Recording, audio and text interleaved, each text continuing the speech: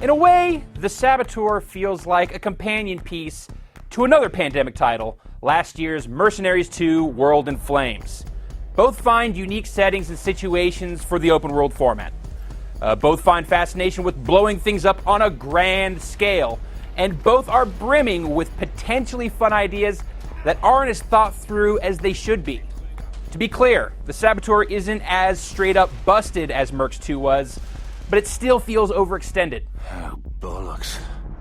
Though set in World War II, more specifically the Nazi occupation of Paris, the Saboteur is notable for, if nothing else, foregoing the reverent tone most World War II games assume.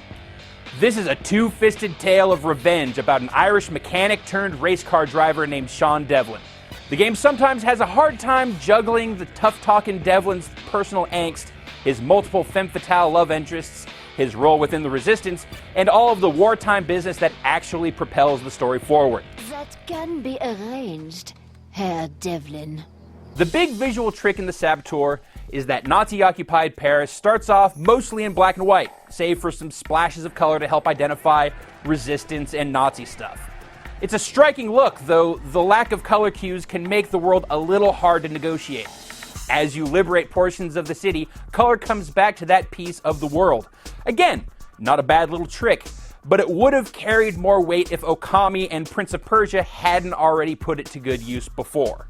But the world of video games is built on borrowing clever little tricks like that from other games. And the more significant issue with the Saboteur is the not quite there quality that permeates the game. This is an open world game that gives you very little to do beyond take on missions and blow up Nazi installations, of which there are hundreds scattered across Paris. The missions themselves follow some pretty sturdy open world formulas of go here, blow up a thing, or kill a guy, or steal a thing, and then get away. The trick is that you can opt to go about each of these missions in a few different ways.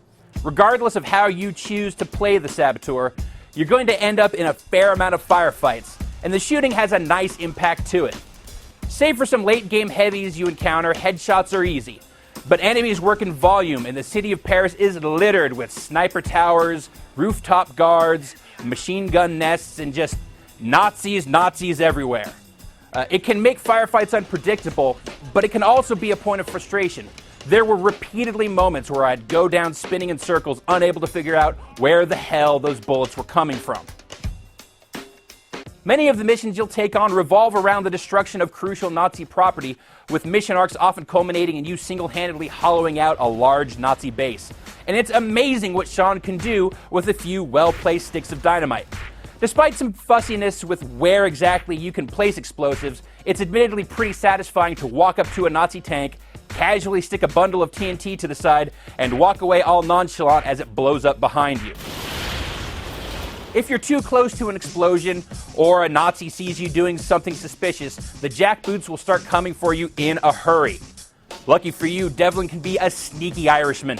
If you manage to take down a Nazi with your bare hands, and without any other Nazis seeing you, you can steal his uniform, making it easier to approach Nazi bases, personnel, and equipment. There's a whole system of gauges and meters and alarm levels and zones and gigaws and jim jams associated with the stealth that makes it feel extremely gamey. It works, but I spent a lot of my time during the stealth sequences staring at circles within circles within circles on my minimap. You can also bypass some security by scaling the sheer faces of buildings and running along rooftops. Even without unfavorable comparisons to the urban traversal of Assassin's Creed 2, the Saboteur would still feel a little unreliable. The character movement in general feels twitchy, but trying to negotiate the uneven roof ledges of Paris is particularly nerve-wracking. In all my time with the Saboteur, I never felt totally confident approaching a ladder. The gunplay, the sabotage, the stealth, and the proto-parkour are all fun ideas, and there's a good interplay between them, but each is saddled with a lot of rough edges. Whenever a new gameplay concept is introduced, it's not streamlined into a mission. Instead, the game comes to a full stop and treats you to several pages of text explaining how the new stuff works. Another sterling example of this is the way that when your Nazi disguise has been discovered, it jarringly disappears off Sean's body. That ruins any sense of reality the game might try and establish. There are a lot of nitpicky little things to snag yourself on in the Saboteur, but they definitely add up. Aye, tragic. About the greatest success an open world game can achieve is to dupe the player into believing, even on some subconscious level, that they are in a real place. Deep down, we know that these are all clockwork playgrounds constructed specifically for our amusement, so it's not an easy thing to do. But the Saboteur's gameplay systems never let you forget that you are playing a game, and the nakedness of the underlying machinery is one of the game's greatest shortcomings. I'm fucking Irish. Bollocks! Oh, aye. Fuck me, assholes. Hold on to your arses. What the fuck, some posh wanker with a silver spoon up me arse? Fucking right! Arse-faced knob jockey. Get in the fucking car. Brother, aye, tighter than a nun's arse. Son of a bitch! Bollocks. Fucking knob jockey. I may give up whiskey. Oh, for fuck's sake. Shite. Dodgy bloke. Another round for me mates. Brother, piece of piss. Dear wanker, sorry about the bang-up. Send the bill to me arse.